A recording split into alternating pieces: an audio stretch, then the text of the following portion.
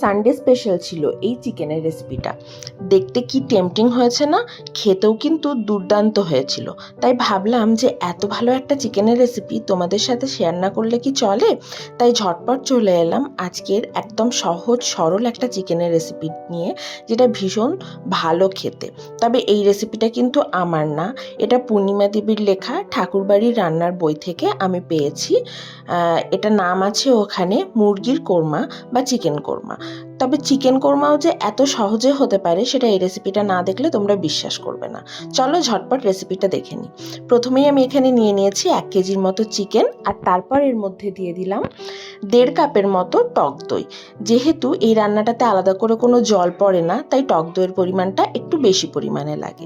তারপর দিয়ে দিলাম লাল লঙ্কার গুঁড়ো, কোনো রঙের জন্য না, জাস্ট ঝালের জন্য। আর দিয়ে দিলাম ধনে গুঁড়ো। লাল লঙ্কার গুঁড়ো দিয়েছিলাম 1.5 টিস্পুন, আর ধনে গুঁড়ো দিয়েছিলাম প্রায় 2 টিস্পুনের মতো। আর সাথে দিয়ে দিলাম স্বাদ মতো লবণ। এরপর একটা পেস্ট রেডি করে নেব আদা, রসুন আর কাঁচা লঙ্কার। ঝালটা অবশ্যই স্বাদ অনুযায়ী নেবে।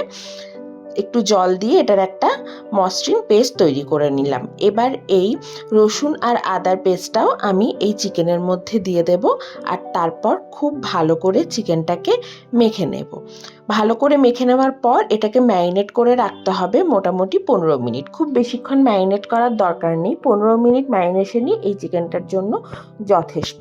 আমি মেখে নিয়েছি পুরো চিকেনটাকে। এরপর ঢাকা দিয়ে এটাকে রেখে দিলাম 15 মিনিট ম্যারিনেট করতে।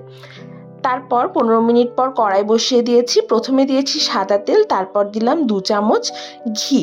চাইলে পুরো রান্নাটাও কিন্তু ঘিতে করা যায়, তবে সাদা তেল আর ঘি মিশিয়ে গেলেও কিন্তু মন্দ হয় না। এরপর দিয়ে দিলাম চিনিটা ভালো করে ক্যারামেলাইজ হয়ে গেলে দিয়ে দিলাম ঝিরিঝিরি করে কেটে রাখা পেঁয়াজটাকে এরপর ভাজতে হবে যতক্ষণ না পেঁয়াজের রঙটা মোটামুটি গোল্ডেন ব্রাউন কালারের চলে আসে, ততক্ষণ অবধি। মানে সোজা ভাষায় পেঁয়াজের বেরেস্তা তৈরি করতে হবে। এই রান্নাটার একটা স্পেশালিটি হলো যে এই রান্নাটা করতে কোনো বিশেষ উপকরণের দরকার পড়ে না, একদম নর্মাল উপকরণ দিয়ে এটা তৈরি হয়ে যায়।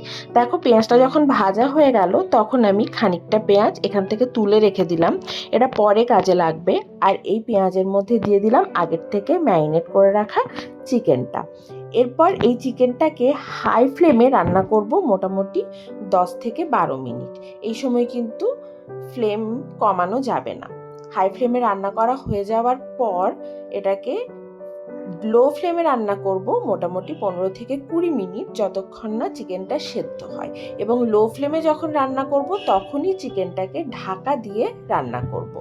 তাতে দেখা যাবে যে চিকেনটা খুব সুন্দর করে সেদ্ধ হয়ে গেছে, আলাদা করে কোনো জল দেওয়ার প্রয়োজন পড়েনি।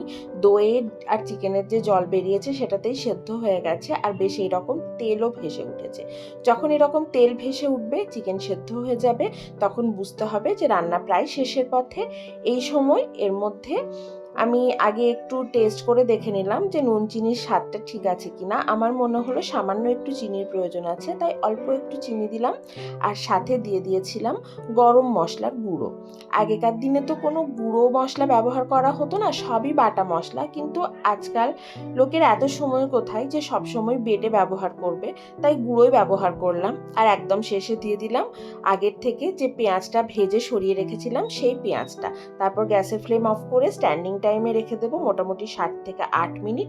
আর তারপর এটাকে গরম গরম ভাত, রুটি, পরোটা, পোলাও যে কিছুর সাথে সার্ভ করো।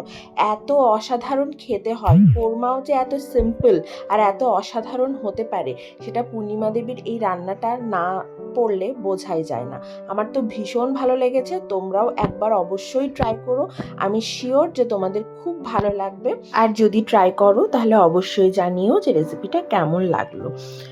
চলো আজ এটুকুই, ফিরে আসবো আবার অন্য কোনো রেসিপি নিয়ে। টাটা।